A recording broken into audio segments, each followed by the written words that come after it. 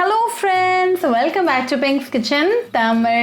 இன்னைக்கு நம்ம தக்காளி ரசம் எப்படி செய்யறதுன்னு தான் பார்க்க போறோம். இது ரொம்ப ஹெல்தியான ரெசிபி. உங்களோட இம்யூனிட்டியை ரொம்பவே பூஸ்ட் பண்ணும். சோ அந்த ரெசிபியை பார்க்கறதுக்கு முன்னாடி இதுக்கு தேவையான பொருட்கள் என்னென்னன்னு பார்த்துட்டு வந்துடலாம்.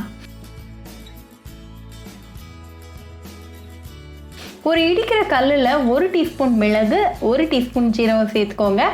இது நல்லா ஃபைன் பவுடராக தட்டிடுங்க.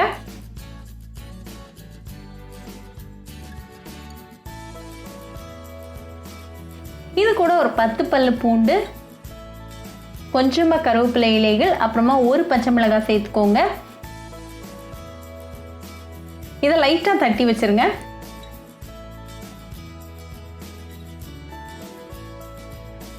இதை தட்டிட்டு ரெடியாக எடுத்து வச்சிருங்க. இப்போ நம்ம ரசம் ப்ரிப்ரேஷனை ஆரம்பிச்சிடலாம்.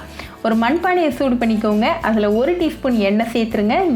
எண்ணெய் நல்லா சூடானதும் 1/4 டீஸ்பூன் வெந்தயம், 1/4 டீஸ்பூன் ஜீரகம், கொஞ்சமாக கருவேப்பிலை இலைகள்,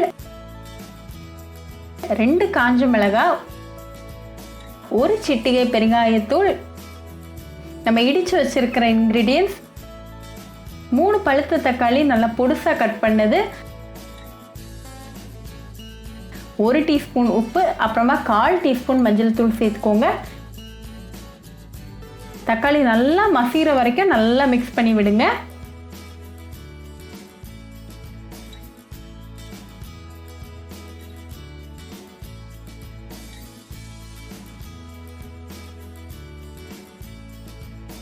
இப்போ தக்காளி நல்லா மசிஞ்சாச்சு. ஸோ இந்த ஸ்டேஜில் இது கூட 2 கப் தண்ணி சேர்த்துருங்க.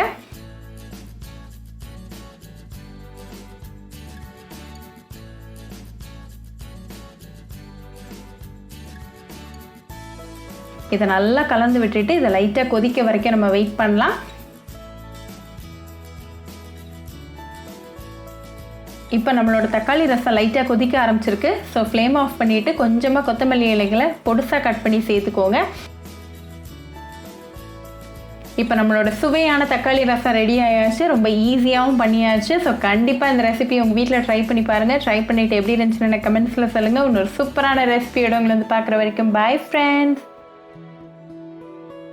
உங்களுக்கு இந்த வீடியோ பிடிச்சிருந்தா பிங்க்ஸ் கிச்சன் தமிழுக்கு லைக் பண்ணுங்கள், ஷேர் பண்ணுங்கள், கமெண்ட் பண்ணுங்கள் அண்ட் மறக்காமல் சப்ஸ்கிரைப் பண்ணுங்கள். கூடவே பெல் ஐக்கானையும் கிளிக் பண்ணிக்கோங்க. அப்போ தான் நான் போடுற வீடியோஸ் எல்லாம் உங்கள் நோட்டிஃபிகேஷனில் வரும். உங்களுக்கு ரெசிபிஸ் இங்கிலீஷில் பார்க்கணும்னா பிங்க்ஸ் கிச்சன் சேனலை பாருங்கள். சேனலோட லிங்க் நான் அந்த டிஸ்கிரிப்ஷன் பாக்ஸில் கொடுக்குறேன். மறக்காமல் செக் பண்ணுங்கள்.